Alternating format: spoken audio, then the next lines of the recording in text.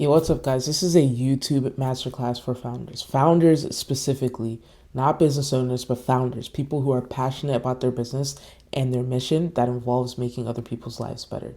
So, we're going to go over everything you might need to know about making a YouTube channel from start to finish, starting with equipment, the production process, pre production, post production, strategy, all that stuff. If you have any questions or you want to skip around, feel free to do that in the description with the timestamps, and feel free to drop any questions that you might have that you feel like I didn't cover in the comment section, and I will get to every single comment. And if you have further questions or want further guidance, feel free to DM me on Twitter, and I respond to every single DM that I get. So we're going to start with equipment, and this is basically, obviously, the physical items that you need to make your YouTube videos. So first of all, we're going to start with camera, and the best camera for you starting out is your iPhone or your smartphone. The best camera that you need is the one that you have already, okay? And this enables you to start today. This enables you to not procrastinate. This enables you to not kick the can further down the road. So that is why I just say stick with your iPhone or whatever smartphone you have, because smartphones nowadays, the camera is good, the mic is good, so stick with it. But if you have money to invest, and maybe for your second video, right? You can invest in the DJI Osmo Pocket 3 if you are filming vlogs of yourself. So if you don't have a cameraman and you are recording vlogs specifically of yourself, the Osmo Pocket 3 is good. If you are filming vlogs and someone is filming you and they know what they're doing, and your editors know what they're doing, then you can get the Sony FX30. The picture quality is mwah. It is chef's kiss, and you can play around with the color grading to get the exact color that you want. So it's amazing for that. But if you're just doing talking heads of yourself, like me, for example, you can use the Sony a6600, which I have here. I'm not using it now, but you can use it, or the a6700. But the main thing that you need to note is that cameras really are subjective, right? And the camera themselves don't matter as much as the lens. So for example, my Sony a6600, I have the stock lens, and the stock lens is okay. It's not amazing. It's not the best. It's not like the worst. It's just okay. And it needs a lot to make the picture quality be amazing, I should say. So I'm just gonna leave that there. So yeah, I don't film with the Sony because it just takes a lot of work. So I bought a camera that I ended up not using because it's just not as simple and straightforward.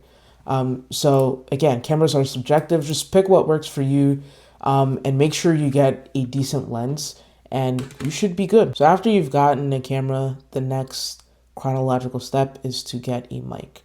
And these are all the mics that I would recommend in no particular order: the Rode Wireless Go or Pro, and the DJI Mic 3. So as you notice, I have a wireless mic right here. This is the DJI Mic Mini, and it's amazing. I love it. It's simple. It came in a pack of, so these mic minis, they typically come in two, as you can see here, but mine came in one because I just did half, because I was like, it's just going to be me talking. I'm not doing any vlogs or anything that's going to require more mics. And if I am, then I can always just buy an extra transmitter. So it doesn't matter. So this was about like 80 bucks, 80 something bucks, maybe 85 or something. And these are all, most of them, less than 200. We'll say they're less than $300. So relatively speaking, they're kind of cheap, and audio quality is super important. I'm going to talk more about audio later, but it's super, super important. And you can have a bad camera, but if you have a good mic, then that'll compensate for it. But if you have a bad mic, like bad audio, but a great camera, then it's kind of hard to deal with that imbalance. So the reason why on this list there are wireless mics and not wired mics is because wireless mics are just way simpler to deal with and set up and clean up after. And if you're getting into content for the first time, you're going to value the fact that it's just easier to deal with. So it's just get the wireless mic because it's just way easier to deal with. So next, we're going to go with editing machine. So this is just to edit your videos. I would recommend any Mac. Uh, Either mainly a MacBook, honestly. Like most founders work with a MacBook. But if you don't, then you should consider working with a MacBook. And these are great editing machines. I personally use an M1 MacBook Pro from 2021. This is a 5-year-old machine at this point, and it is amazing. It's still like I haven't even thought of updating. So obviously there are better MacBooks out now. There's a Mac Mini if you're on a tight budget. It's like only $600. You can get it cheaper from eBay. And as long as you have a monitor, you just have to hook it up to your monitor. Just as powerful. I would recommend getting the Pro chip with all these three things. So either you get the MacBook with the Pro chip, or the Mini with the Pro chip, or the Mac Studio. Mac Studio is definitely overkill for founder content, depending on the kind of content that you make, but you will never lack power with the Mac Studio, let's just say. So just to sum it up, to start, the only equipment you need, number one, for camera is your iPhone or smartphone, or even a 1080p webcam, okay? We're not picky over here for your first video. Your first video should be your worst video, and it'll just make the improvement that you can make like that much better. Like you can make that much more improvement if you film out of a potato the first time. So don't be afraid to use a potato to film your first video. For the mic, the phone mic is good enough, but if you want to upgrade, then these are your upgrades. But phone mic is good enough. Don't be like, oh, my mic is bad. Like, no, we don't take that over here. Okay, just film. Next, for the editing machine, whatever you have is fine. Like, you're just filming and editing a simple video. So your phone, computer, iPad, those work fine. Obviously, computer is preferred because it has the better software, but iPad has Final Cut on it now. So if you have an iPad, you can edit off of it. And the phone has many, many editing softwares. Like CapCut, for example, is on your phone. So there are many options. Don't be daunted just because you don't have a computer, you don't have the right computer, or you use a PC or whatever the case may be. All you need is this right here. You just need this iPhone, okay? And you should be good. And I'm guessing that you have an iPhone or a smartphone, any smartphone. Now we're gonna go over the exact step to make your first YouTube video, the exact steps, starting with pre-production. So just like the making of your favorite TV shows or movies, it has 3 stages. It has pre-production, production, and post-production. We're gonna go over all 3 of those stages in this video, starting with pre-production, like I said. Obviously it differs, YouTube differs from movies and TV shows in the sense that with YouTube, you have to ideate and think of thumbnails and stuff like that. So for ideating with YouTube, there are many ways that you can ideate, and an idea encompasses the title, it encompasses the thumbnail, and it encompasses the content of the video, so the script that you're producing. So the first way you can ideate is using the outlier method, accompanied with vidIQ. So that's some of this stuff, these pictures that you see down here. This is an example, right? So this is a video by John Yu. We're just going to call him John Yu because I don't actually know how to pronounce his last name. But this is an example of a video by John Yu, and it's one of his outlier videos, 2.4x his normal view count is what he got here. And it's about Mr. Beast. And this is a video by Charlie Morgan, step-by-step how I'd make 10K per month ASAP if starting again, 15x his normal views. So obviously these are outliers. Now what you can do is use the title to like ideate what you would make the video of. So this is just assuming I'm making a video about Alex Hormozi's record-breaking book launch, right? The making of the most expensive book launch, the making of this record-breaking book launch. This is ripping this title, basically, the making of blank, and just using that here. Another thing is ripping the actual idea of the video. So the actual idea of the video is that you're going into how something is made that people want to know about, or how something is made that has high monetary value. So example, how I made this email that made me $23,000, right? So it doesn't exactly have to be the title that you rip, but you can also rip like the concept of the video. And then for Charlie Morgan, you can literally just templatize this and say step by step how I'd blank if starting over again, or if starting over, if starting again, right? So this is how the outlier method works. Pretty simple. This is what a lot of people tell you to do, but I would say that you shouldn't do this every single time. You have to have some originality. The thing about using the outlier method though is that they target a wide audience, right? Like the definition of it being an outlier is that it is going past your normal audience and you're getting a new audience. So you need to be cautious about that and make sure that, you know, the wider audience that it is now targeting is still part of your target audience, and you don't keep going wider and wider and getting people who have nothing to do with who you're trying to target. Obviously, this is kind of a problem for like that most people won't even realize while it's happening. But you need to make sure that you're looking at your analytics, and specifically as your view count is growing, is your conversions, your description conversions also growing as well? Are people still clicking the links in your descriptions while more people are coming? If not, then you need to go back to the drawing board and reevaluate. It's either something to do with your audience, your positioning, or, you know, a myriad of other things, but those two main things. So next we're going to go to off-platform trends. So you can use like other platforms to your advantage, like Twitter, TikTok, and Instagram. As you're scrolling, you can see what's already popping off on these platforms, and they've been validated. If they're on your feed and they have tons of likes, then they've been validated, and people fuck with the idea. They fuck with the content. So just take that and make a long form video on it, right? So it's that simple. I'm not going to harp on it, but a lot of people use this, like Alex Ramosi, especially if you have an audience on some of these other platforms, like Alex Ramosi has on Twitter and uses Twitter a lot, or uses, or Dan Coe uses Twitter as well to validate some of his ideas sometimes. I know Alex Ramosi does for sure.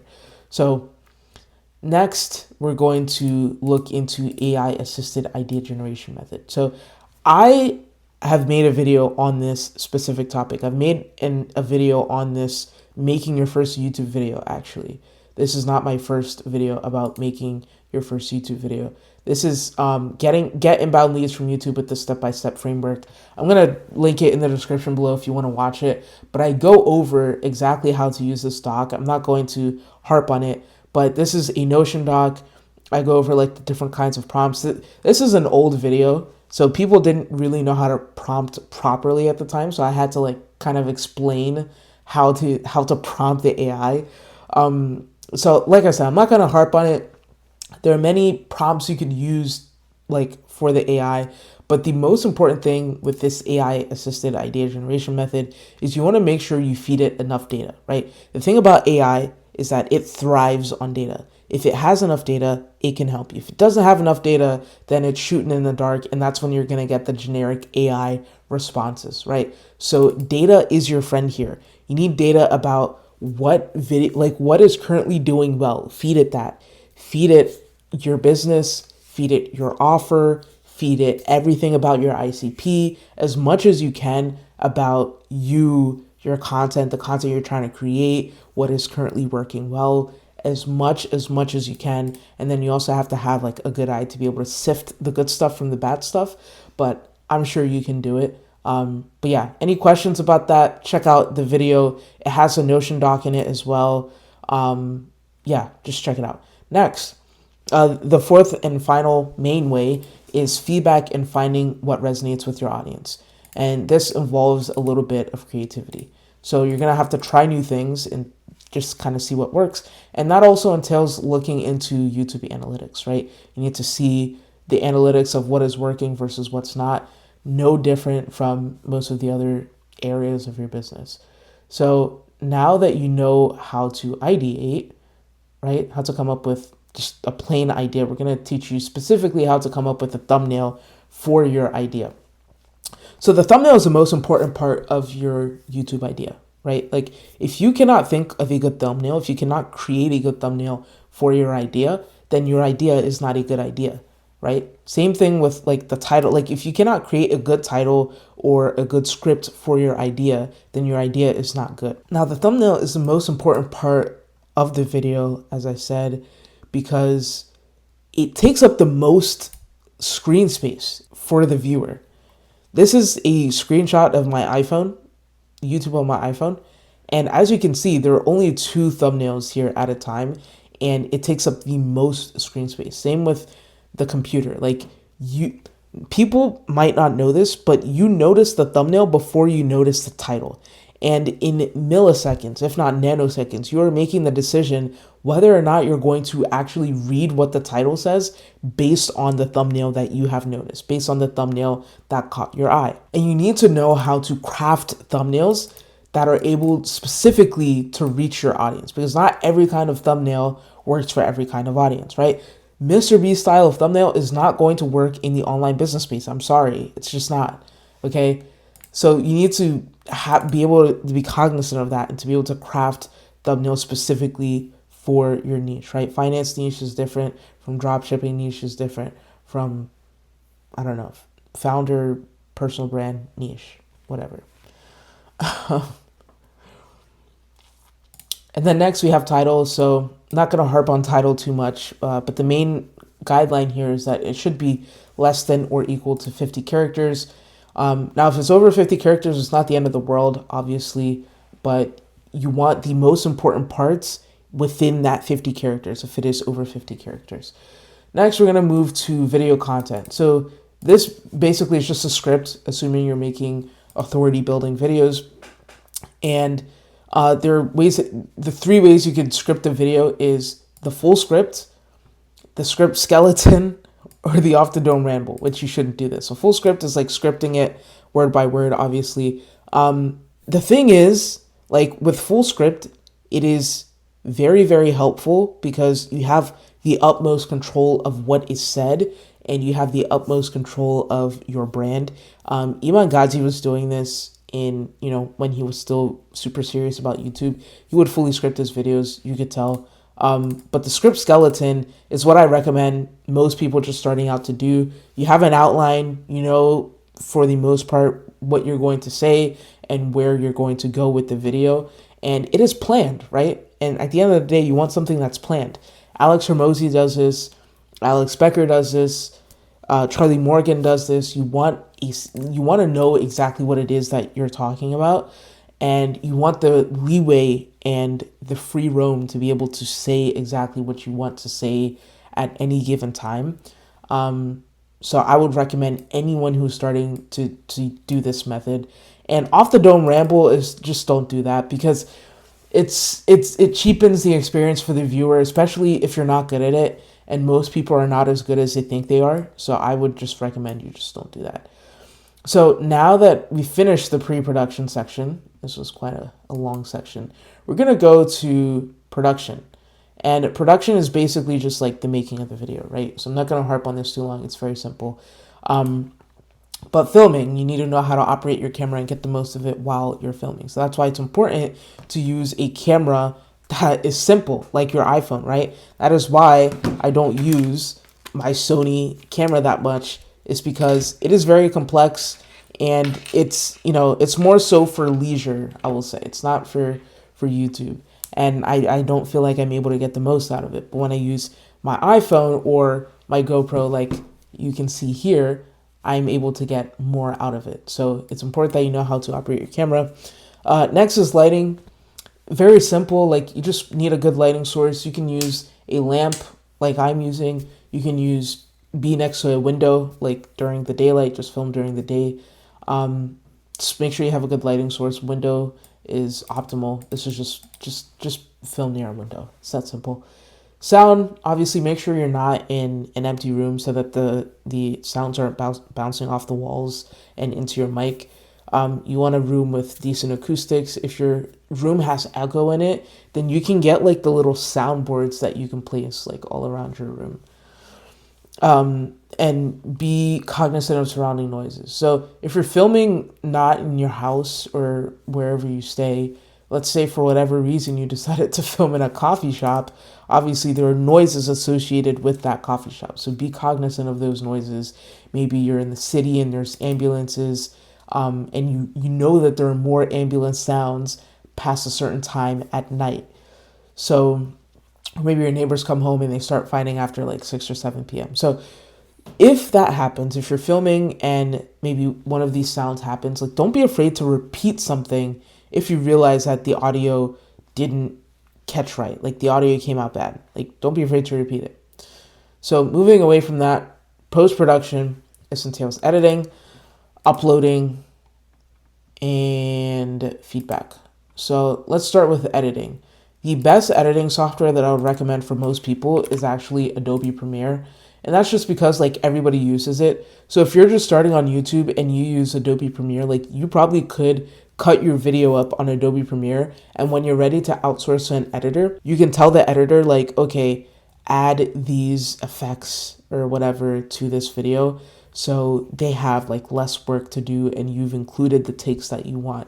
So it's easier to collaborate with people, like way more people use Adobe Premiere. I'm one of the only people that uses Final Cut Pro that I've seen. And that's just because like Final Cut Pro is only available on Mac and not everybody edits on a Mac. Like some people actually edit on PC. And DaVinci Resolve is more so for professionals who want like color grading control on their very expensive camera footage. So I would just recommend Adobe Premiere for most people. Now for uploading, you want to make sure that your upload defaults are in check. So these are some screenshots of upload defaults that I typically have set before I upload the video. And then you also want to make sure that your description is in check, like from the upload defaults. And another thing is you want to make sure you include assets in your description during upload. So you never want to be that person where it's like, you say, oh yeah, the link for this thing is in the description. And then like people go check in the description and the link isn't there. You just lost a link click. You lost a prospect. So make sure that you include assets. And that basically just entails having an actual system for making YouTube videos and making sure that including assets that you mentioned in the video is part of that system. So this could be like a Notion system or a Google Doc system. I don't know. Any system, just make sure you have a system that you can repeat every single time so that you don't forget to include assets in the description. And now we're going to talk a little bit more about the description. So we're going to do this by looking at Alex Hormozi's description. The main rule here is that you want the main important parts of your description to be the first thing that people see. Like if you tell someone the link for this is in the description, that link should be the first thing. Then the next thing that you want them to click on should be like your main link or whatever. So Alex's description is very wordy and has a lot of stuff in it. Obviously, he has his main 3 links up here and then he has his bio. But another great example is Charlie Morgan. He has 2 links in his description only. This is his free thing and then his offer, right? His landing page. And this is what most of you guys should do. Like most of you guys should only have 1 link, which would be your landing page. And then if you want anything else in your description, that is like under the landing page link, just like Alex has here. So that's for uploading in post-production. Another post-production step is feedback. So it's important that you have certain feedback loops to know what you're doing right and know what you're doing wrong and to be able to change your inputs based on the feedback that you're getting. So this could be A/B tests, right? You can A/B test your titles and your thumbnails. Those are the main things that are A/B tested to see what works the best. And I would recommend you do that. I would also recommend you become very acquainted with YouTube Analytics because that is where you will see the most data for your channel. Any data you could possibly want for your YouTube channel is in YouTube Analytics. But I will tell you the 3 most important ones. That's 4. The 3 most important ones. CTR, click-through rate. This is the rate of people who actually click on your video versus how many people YouTube actually showed your video to. This is super important. The next one, average view percentage. This is the percentage that people typically watch your video through. So do people typically watch 70% of your video? Do they only watch half of it? Like this is super important. And then retention, obviously, the first 30 seconds graph is what a lot of people typically look at and think about when we say retention, but you should look at the whole graph and see what keeps people staying, what makes people leave, right? And it's important to realize that views does not equal money. So while you can look at YouTube Analytics and, look at the CTR and AVP retention, all that stuff, and you increase one and it brings in more views, you need to realize that just because you have more views, that doesn't mean that you'll have more money. But that doesn't mean that you shouldn't still chase after views. Obviously, you should aim to grow your channel within your niche, though. That is the key, within your niche. Now, the thing about these analytics like CTR and AVP is that there really isn't a one size fits all, because it's different for every single niche, right? Like, I can't tell you that, oh, this is what you should be aiming for, because it could be very different for me and for you. The important thing is that you establish a baseline, and you can only do this with enough data, with enough repetition, enough videos on your channel, where you establish a baseline of like, okay, this is what my CTR typically is. This is what my AVP typically is. And then you try to increase that baseline as much as you can. And the thing is, you can have a relatively crappy CTR and AVP, but you can still book calls and sign clients, right? I know of people who have 200 views per video and they still close like 10K per month on YouTube with like low views. And if you have 200 views per video, your CTR and AVP and retention is probably kind of shitty, but people value it enough to be able to stay till the end. So now you know everything you possibly could need to know about making your first video. So now we're going to think ahead past your first video. So we're going to first talk about your YouTube strategy. This is the authority building funnel. This is the ultimate YouTube funnel, the most important YouTube funnel. Now, it entails 4 levels. First is educational. This is educating people on their problem, right? Next is action-based, exactly how to solve their problem. What are the steps involved in solving this problem? These are tutorial videos. These are course videos. These are long-form videos going in depth into the problem. People should walk out of your video knowing exactly what to do next after watching that video. Next, we have parasocial. So this is a video to get the audience to know who you are as a person and be invested in you and your success, to feel connected and to feel attached with you. So you don't need to make many of these videos, just a few. And then next is social proof. You want client interviews, client case studies. These are the main authority building videos that show people that, hey, I know what I was talking about. And not only that, but like all the content I've made in the past videos, this person implemented all of it, and now they've made X amount of money, Z amount of money. Now they've changed their life in X or Z way. From that, obviously, you go straight to your bottom line, to your booking link, or to your coaching program. So this is an example of Daniel Fazio, one of the GOATs in this space. So he made these 4 videos. Obviously, there's way more, but ranking every online business model. This is an educational video. It's teaching you something about like the higher leverage businesses to start. And then how to use AI to find profitable agency niches that aren't saturated. This is an action base. It's teaching you how to do something. Now, what I will tell you is that I can guarantee you, I haven't watched this video or this video, but I can guarantee you that in this video, the number 1 online business model is an AI assisted agency. And I know that because I know that that is his most recent offer. And so that is his AI assisted agency is the number 1 business model. Then you go onto his channel and say like, okay, since it's an AI assisted agency, how do I use AI for like an agency thing, which is like profitable niche? And that's this video right here, the action-based video. And see how they just kind of flow into each other? Next, we have like the parasocial video, which is how I make $1 million a month at 27 years old. This is his story, so you get to know him a little bit better and know that he's not a fraud. And then social proof, how he helped someone make 50K in 3 months with an AI assisted agency, right? Builds authority. So then you can see that like now that you've seen that he's done this, you've seen a story, okay, now this educational video has a little bit more weight, right? He knows what he's talking about. Now this action-based video has way more weight, right? Because this guy who he's helped do the thing has made money from all the stuff that he's teaching you. So everything kind of just plays into each other in that sense. Now, again, with regards to your YouTube strategy, you might be asking yourself whether you should make vlogs or authority content. And the answer is pretty simple. Like, I think you should just make authority content because authority content gives you the best return on your limited time and money. The best return in the short term.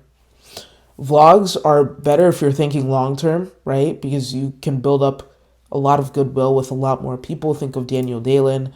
This has worked very well for him, but not everybody's Daniel Dalen, okay? So authority content is the best way to go. Specifically for how to fit YouTube into your content strategy, you don't want it to feel like a punishment. You don't want it to feel like something you dread doing and, there's all this time that's going into YouTube. You want it to fit and mesh into your content strategy. So if YouTube is your first platform that you're posting on, then it should be the center of your content strategy. And from there, you can get posts for your other platforms like Twitter, LinkedIn, Instagram, all that stuff, right? Content recycling, content repurposing. If you don't know what that is, then just go look it up.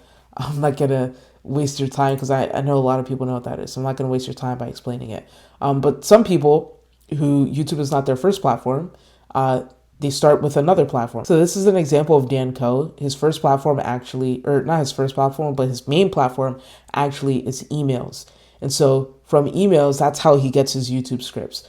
And that's how he gets his tweets. Now let's talk about upgrades that you might want to make when you're well into making your first 50 or how many ever videos.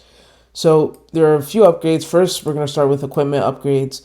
The first is your mic. So like I said, your mic is the most important equipment that you can have. You can film on a potato with crisp A1 quality mic and it'll be fine. But you can have a shitty mic with crisp A1 quality video and it's not going to work out well. I already said this before, but it's important that you understand that. You want to upgrade mic first. Then next, after you have a good mic, you want a good camera, right? Next, after you have a good camera, you want good lighting. So this is not the best lighting, but it works. But you want like better lighting to like shine on your face and make you the focus, basically. And then after that, you can invest in set design. So these are examples of people who take set design very seriously. Diary of a CEO. He films in different podcast studios in the world, and yet it always looks so familiar. It always looks the same in a sense. The next person is Iman Gaji. This guy quite literally changed the online business space because now your favorite guru just has some red LED lingering around in the background. So he is a great example of someone who really mastered the skill of set design. The next upgrade you're probably going to want to make is hiring and outsourcing, right? So I'm going to tell you the correct order, just like how I told you the correct order to make equipment upgrades. I'm going to tell you the correct order to hire or outsource your content. Starting with number one, your thumbnail. Your thumbnail is, you're probably a noob at it. And it is the hardest part for noobs to get right because it involves a lot of different components and things, a lot of different psychological elements, and just knowing what art looks like, which for people, like if this is your first time on YouTube, you probably don't know what that looks like. So it's going to be a huge learning curve for you. And it also has the biggest effect on the success of a video. And it is also super cheap relative to your time. Like, you can outsource it for way less than your time is actually worth. Like way, way, way, way, way less. The only thing is you just need to know the creative direction that you want to go in with your channel, because you don't want your thumbnail editor being the one to make certain creative choices because they might not fully understand your brand. So it's important that you still have that creative know-how in terms of direction for your channel and brand. The next thing after you outsource a thumbnail designer is video editing. It's very time consuming at a certain point, especially depending on the kind of content that you make. But regardless, like it just gets repetitive and it's always going to be there weekly because you're probably going to be making videos weekly. So you're always going to need to edit a video every week. And that's easily anywhere from 2 to 5, 6 hours you can get back every week from editing. The next is a video quality checker or a strategist. So they just check the quality of the video and check and make sure that the videos are going in the right and proper strategic direction. The fourth one is a scriptwriter. So obviously, we all know what this is. So there's a spectrum of involvement, which means that it's up to you to decide what order to hire and how much involvement you actually want to have. Maybe you want to write all your scripts and write all your outlines. That's entirely fine, right? You don't have to outsource that. This, like, if you outsource all this, thumbnail, video editing, strategists, and all this stuff, then all you literally theoretically would have to do is show up and film. And if that's what you want, if you just want to show up and film and have someone take care of the rest, then that's amazing. More power to you. And if that is what you want, then my team and I can help you make that a reality. We handle everything from writing the scripts, editing, designing the thumbnail, everything. All you have to do is show up to film for 1 to 2 hours a month, and you have enough content to propagate onto all the different platforms. We do shorts, we do YouTube videos, we do everything. Book a call, see how we can help you, or go to the website. And just like up here, like there's a spectrum of involvement, right? Like if you want my team to help you with editing, but you want to take care of the rest, and like that's fine too. So book a call, see how we can help you. Currently running a promotion where we'll make you a free video. If you're interested in that, then click the first link in the description.